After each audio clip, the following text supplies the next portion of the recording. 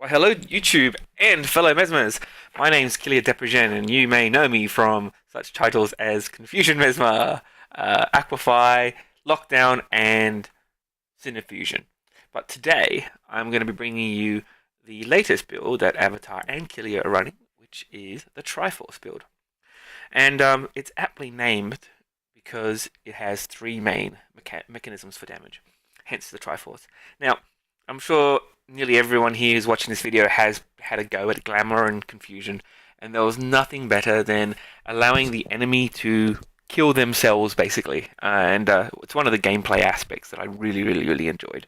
And when the nerf hit a couple months ago, my thought process went down a whole bunch of different paths. I mean, we came up with things like lockdown builds, and really played in other mesmer space. But I wanted a build that one would not be too hard to shift over from being a glamour mesmer to the new build, and two, one that would be still a lot of fun around watching the enemies, I guess, stupidity kill themselves. Because for me, that's a really enjoyable gameplay aspect. It's nothing better than seeing the enemy die and for you just to know that you let them kill themselves, which is great. Hence, I bring you the Triforce build. So let's go into my character and we'll break it down like we normally do. So we'll start off with our traits. And you'll notice that we're running the same trait layout as the original Confusion build, 2000, 2030. Again, as I said, anything we can do to make it a nice, easy transition over. Let's go through our domination traits. So I'm running Rendering Shatter, which Shatter causes a vulnerability. Okay. I'm running Confusing Enhancement, so I still got Glamour skills causing confusions whenever they go in and out. I mean, that is still one of the best skills we have available to us for tagging and against enemy Zergs, because there's no limit to the amount of people that it tags. Now, keeping in mind, the soft limit is 5 per instance, someone running over it. So if you had 40 running over it at the exact split second, only 5 of them would get confused. Highly unlikely the way the game works and the way people run. So it's pretty indefinite how much you do. So brilliant. Down in Inspiration, we're running Glamour Mastery still. So we want to run our Glamours out quickly. Now, one of the big things when I was designing this build, as I'm sure most people watching this know, that Avatar, my guild, was synonymous with Confusion Mesmers, was to give the implication to our enemy that we're still running predominantly Confusion. And the easiest way to make someone believe we're running a Glamour Confusion is to pop feedback. It's the visual way of going, oh my god, I'm against the Glamour Mesmer. So having the ability to refresh glams, really important. Not only that, two of the best utilities in the game for feedback and null field are just so good in large scale environments.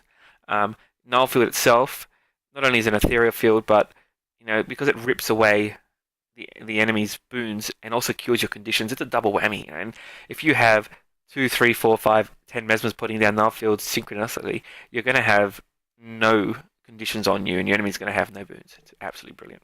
And of course, feedback is one of the best out there. I mean, it's got that combo feel, but also that shield that comes up and reflects projectiles. Absolutely brilliant. Hence, I was staying with Glamour Mastery. Now, this is the first change from a big change from my Glamour Mesmer to now, and that is for Inspiration 8, so Warden's Feedback. So focus skills reflect projectiles and reduce the recharge rate of focus skills. As you'll already see down the bottom there, I am running a focus, and this will come into play heavily when we go into the whole making of the way this build works. Into Illusions, we're running Cry of Frustration grants Retaliation. Okay, we're running Masterful Reflections, Distortion grants Reflection.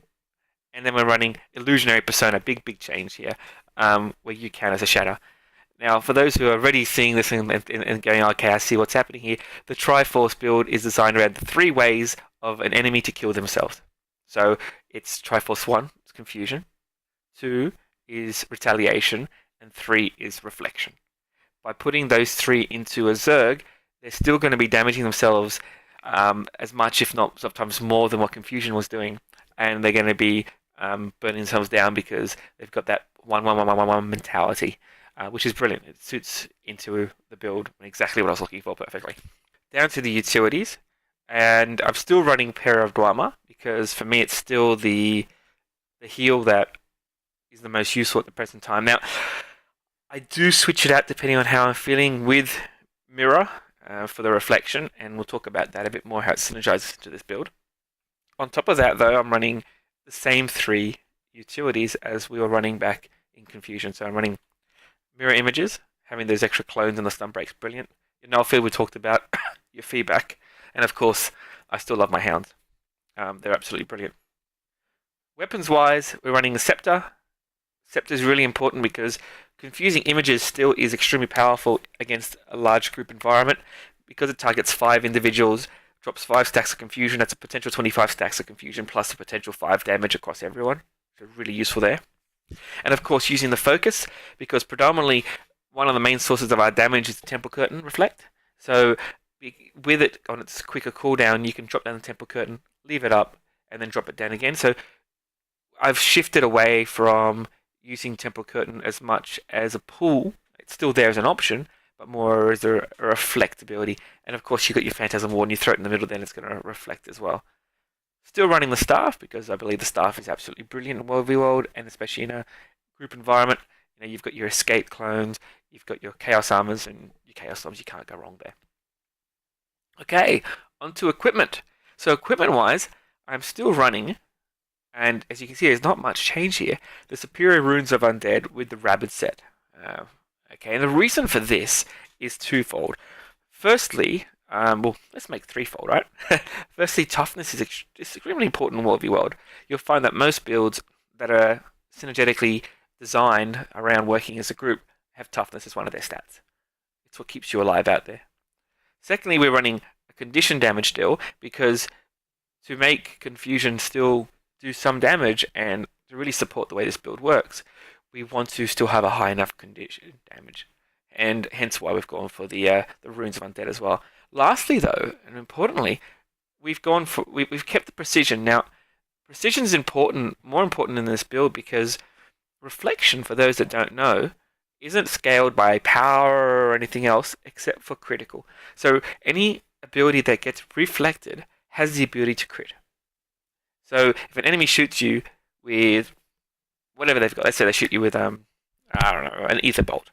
When that reflects back to them, there is a potential chance based on your critical chance to crit, which means that if you've got a reflect up and it's reflecting, you know, let's say 20 projectiles back in that period of time because you've got 4 or 5 people firing at it, you want to maximize your critical chance in there. Now, given I'm still not running extremely high crit, it's 31%, but 1 in 3 critting is extra damage, which you can't complain, especially in a large amount. You imagine dropping a feedback down on a group of, say, 10 people, and 1 in every 3 shots is also critting. That's a lot more damage coming out. Brilliant.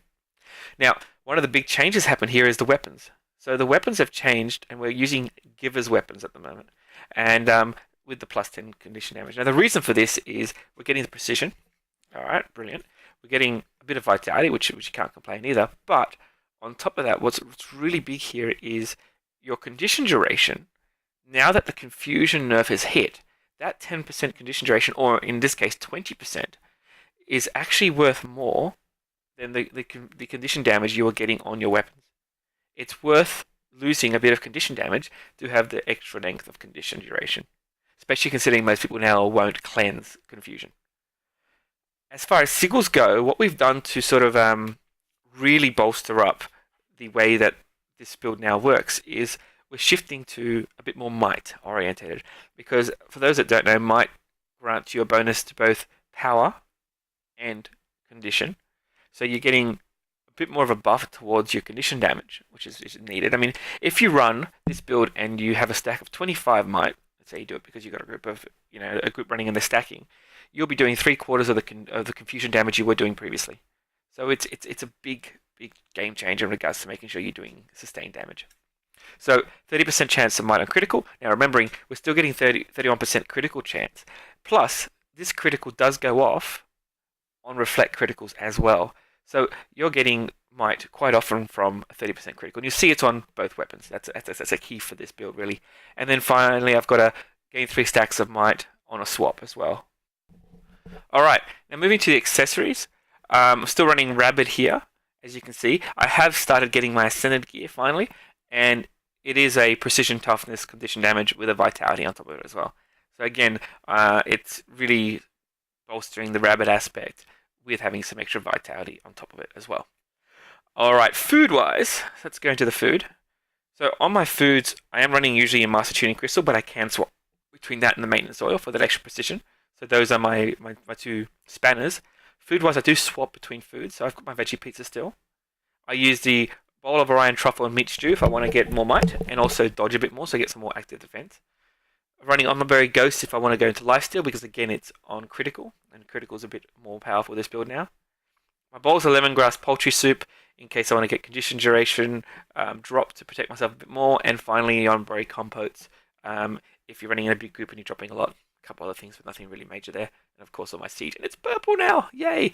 Alright, so that's the basics of the build. The way the gameplay really works, and to get the maximized of this. And if you're running multiple mesmers, you can even throw in a signet for one of them and help you spread it as well. But you want to start off by throwing in your feedback, rotate them, put it at the same time as your null field, go in, get yourself a strong Cry of Frustration, which will give you your retaliation. Then getting off your Temple Curtain once your feedback drops down, drop your null field when you need it. You've got your Distortion still giving you Reflection as well. So you've got multiple ways of getting the Reflection, the retaliation in there, and also you're getting your Confusion still, which is really, really important. On top of that, your images, your phantasms are doing retaliation as well, so you've got that bonus. Well, you're doing a bunch of vulnerability, which is really helping you here to get through and do more damage there as well. You're getting might from shattering as well, so as you can see, it rotates a lot more around, making sure you shatter. And the great thing is, because you're running Illusionary Persona, you can shatter at any time, and not have to have clones out. It's quite often where I run in, start off with a mirror images and maybe a 2 on the staff, go to my Cry of Frustration, then follow it up straight away with a Mind Rack, and if I need to, a Distortion, not even needing to get clones out, and you're still doing extra damage as a group there, and you're then getting to your Reflex as well. So all of this works really, really well in that case, and still, of course, you're getting Confusion on a Shatter as well. So you're getting those three, the Triforce worth of damage out at the same time, and it's pretty darn good, guys. If anyone has seen some of my latest videos, you'll see where we've got about 8 of us taking on 20 plus individuals and being able to kill them because they're just jamming their 1 keys. Alright guys, that's all I've got for today. Hope you enjoy the Triforce build as much as Avatar and I have been enjoying it, and hopefully we don't get nerfed, or I guess, I released my Confusion build 6 months ago before it got nerfed, so we've got 6 months of having fun with it till then. Alright guys, till next time, I'm about to get kicked, so I'll see you guys.